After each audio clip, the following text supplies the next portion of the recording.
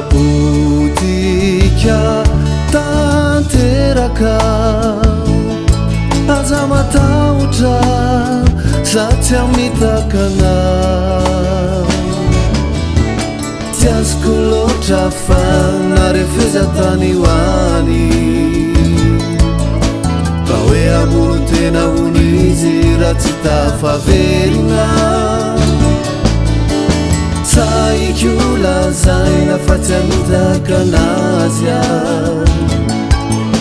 raha mbola fontempo sy raha mikorinany ao anatiko tina aza mitomane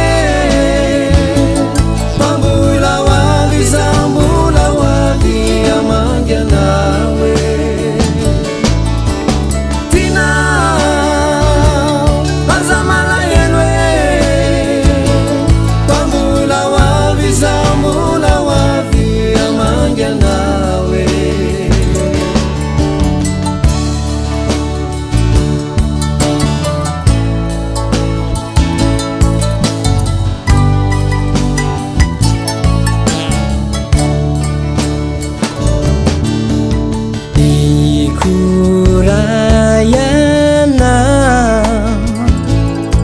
kana moizako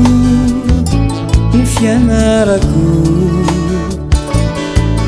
efa vonona tanteraka ka za matahotra